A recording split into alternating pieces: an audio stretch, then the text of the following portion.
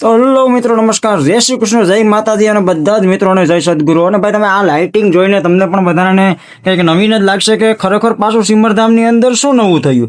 તો વિડીયોમાં બધા કન્ટિન્યુ રહ્યો મારા વાલા. હમણાં ફટાફટ તમને બધાને જણાવી દઉં. તો આ છે અમારા ગામનું જ્ઞાન મંદિર, એટલે કે પરમ પૂજ્ય શ્રી શ્રી શ્રી જગજીવન બાપુનું મંદિર. અને ભાઈ તમે જુઓ તો અહીંયા અધિક માસ ચાલી રહ્યો છે અને અધિક માસની અંદર આશ્રમની અંદર પારાયણ બેઠી છે, એટલે જોરદાર આયોજન છે ભાઈ. અને હું આવી ગયો તમારો પરમ મિત્ર, બધાનું સ્વાગત કરું છું ભાઈ. અને આખા આશ્રમના દર્શન તમને આપણા વ્લોગના માધ્યમથી કરાવવાનો છું જ. એ પહેલાં તમે બધા દ્રશ્યો જોઈ લો. લાઇટિંગથી ભાઈ આશ્રમને એવું સુશોભિત કર્યું છે ને એ ખરેખર એમ જ થઈ જાય કે આપણે અહીંયા રોકાઈ જ જવું છે.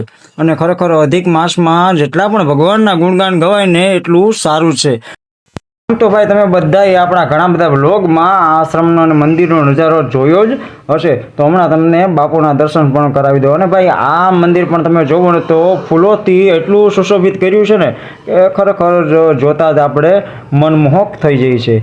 આ તો બાપુનું મંદિર છે, તમે જુઓ ફૂલોથી ભાઈ એવું સુશોભિત કર્યું છે ને, પણ ખરેખર આર્ટિફિશિયલ ફૂલોથી કર્યું, પણ આપણને એવું જ લાગે કે આ નેચરલ ફૂલોથી કર્યું છે. તો હમણાં આપણે બસ એક પ્રદક્ષિણા કરી લઈએ, જેથી કરીને આપણો બેડો પણ સફળ થઈ જાય.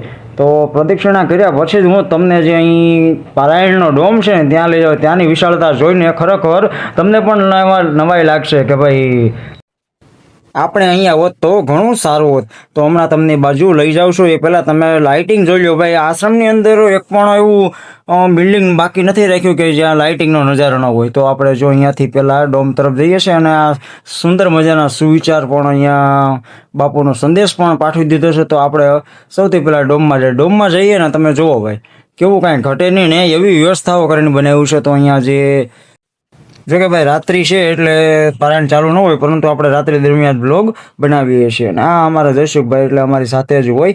અને આ વ્યવસ્થાઓ તમે જુઓ ભાઈ. અને મારો ભાઈ પંખો જોઈ લો. એક પંખે તો તમારે ગમે એવી ગરમી હોય ને ભૂકા કાઢી નાખે એવડો મોટો પંખો છે ભાઈ. તો બસ તમારા ગામમાં પણ જો આવી રીતે પારાયણ બેઠી હોય તો કમેન્ટમાં અમને જરૂરથી જણાવતા રહેજો. અને ભાઈ નવા હોય તો જલ્દીથી સબસ્ક્રાઈબ કરી લેજો, ફોલો પણ કરી લેજો. તો બીજા બ્લોગમાં મળશું. જય શ્રી કૃષ્ણ, જય માતાજી, જય સદગુરુ.